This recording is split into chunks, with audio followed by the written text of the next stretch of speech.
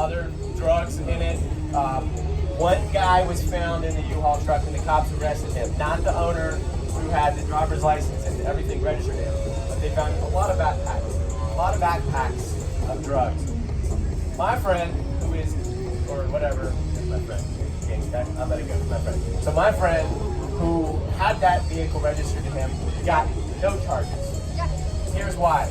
Because the vehicle was registered to him, but they could not tie the backpack to him. It was more easily tied to the person who was found in the car.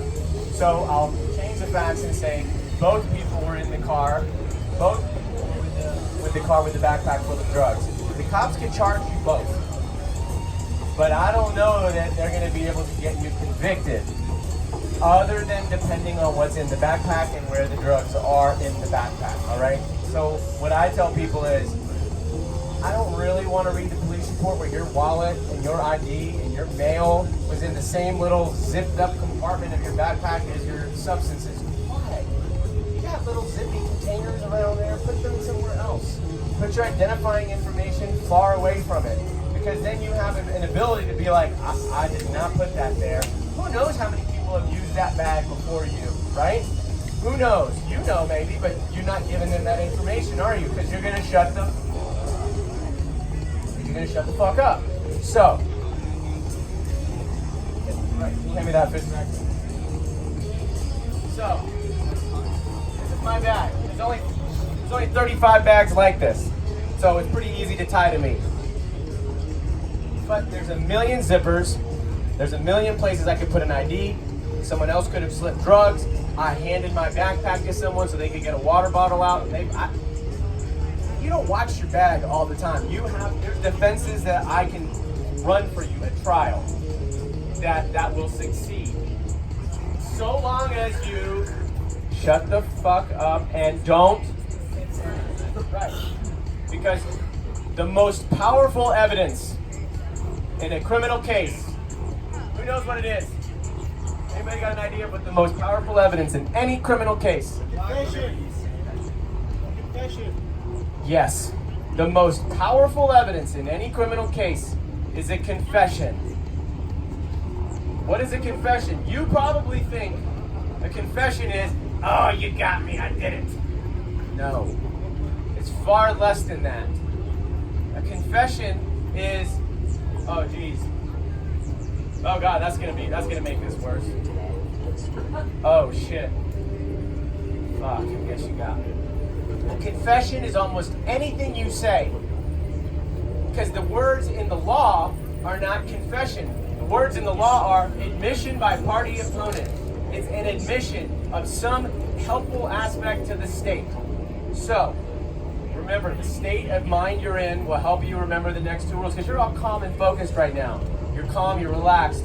This is the energy state I want you in when you're interacting with police. Yes, ma'am, with the cool glasses.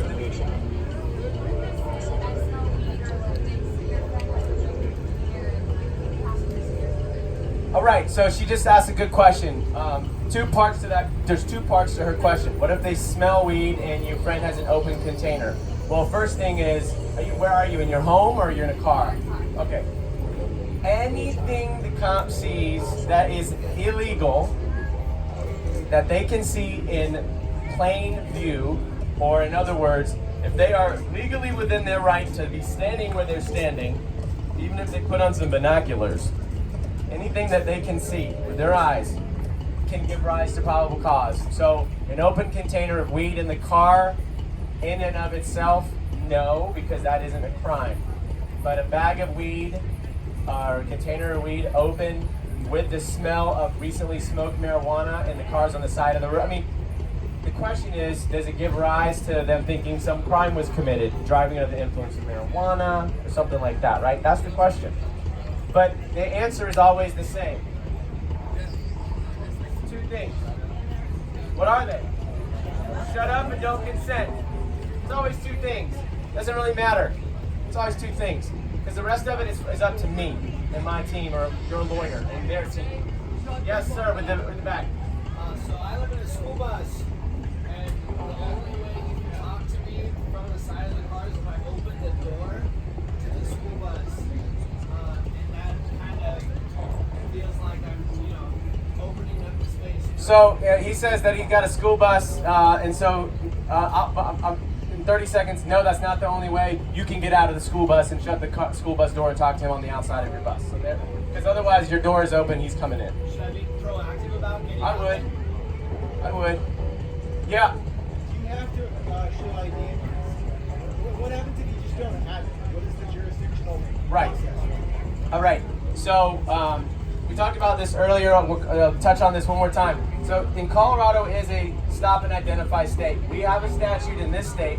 Statute just means law passed by the legislature. I don't know why they call them statutes. We have a law that says if a police officer has reasonable suspicion to believe you have committed a crime or about to commit a crime, they can stop you and ask you to identify yourself. If you don't have, so how does that work functionally? Having gone through the entire gamut from being identified, refusing when they had a right, and going to jail, I'll tell you the whole story. They can ask your name and your birthday. They can identify you. So help me identify you. If you give me your ID, that's good. They'll find it, they'll run you. If you don't have an ID, give them your name, give them your birthday. Let them identify you. Because if you don't, they're going to take you to jail to identify you. Or they have that option. And what happens in jail? They identify you through fingerprints. It's a major inconvenience. Total hassle. I was curious I was wondering all that for myself. And I went let them identify me in jail. Okay. Now I know. Don't do that again. Learn the lesson from me. Don't waste 4 or 5 hours on that. There's no point. Because the answer is they're gonna identify you, and it's not an issue in your case. And then if they take you to jail to identify you, it's way worse, because if you do have drugs, it makes your situation worse to be found with drugs in your pocket at the jail versus drugs on your pocket on the street. I'll go into why that is later, but they can add the charge of introduction of contraband if you do it at the jail.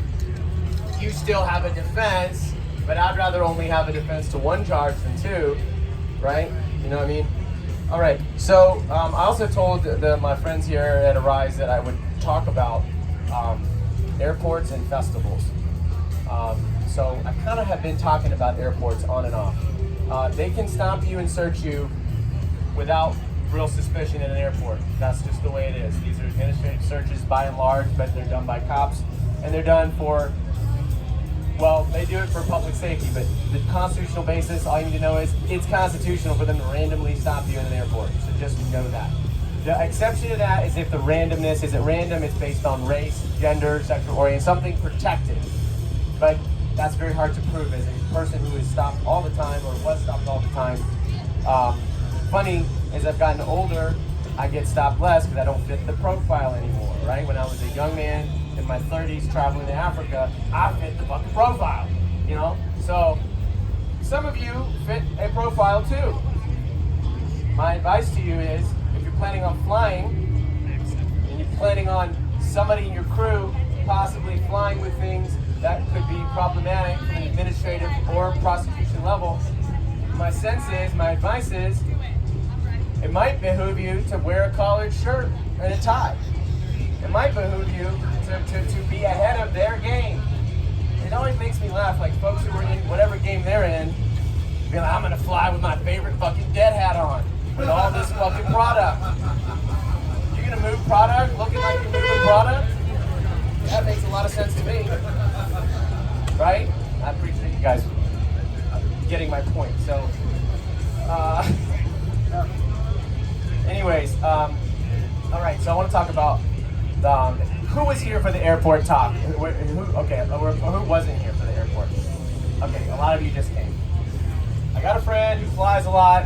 He loves fish. He loves some of these jam bands, and if he's flying to a show, he's not risking parking lot shit. So he travels with it, and he has in his mind, I have nothing on me. I have nothing that I'm hiding. I have nothing that I'm worried about. That is the 100% vibe. Also, whatever he's not worried about is nowhere near any identifying belongings to that passenger. And with a bag that anybody, any number of people could have been using before he had it, that man or woman has a defense because they can't prove knowing possession. Can they take it? Yes. Can they seize it? Yes. Can they make you late for your flight? Yes. But we're just talking about you're taking risks, how to not make them worse. She's my little monkey.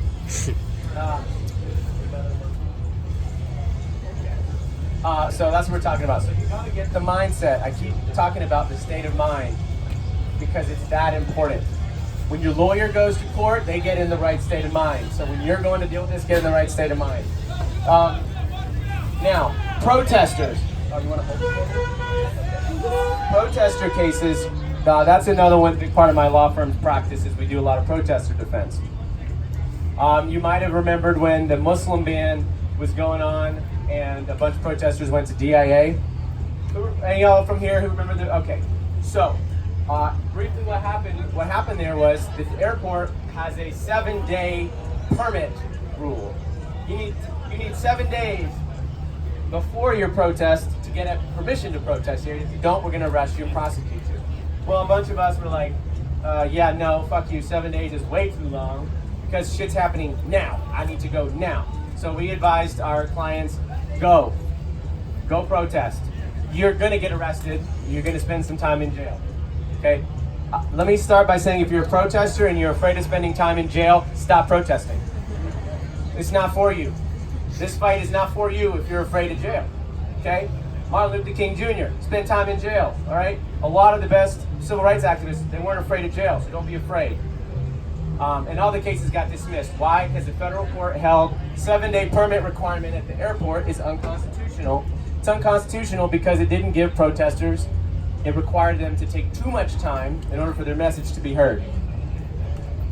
Westminster had a mall. Malls, that's sort of the new way of shutting us up, is by privatizing the land. It's private property now, you can't protest. That is not always true, and what you should know is what these people are doing, are they just occupying what was a public space? Sidewalks are public spaces. Sidewalks are public spaces, so the Westminster Mall, when they built one,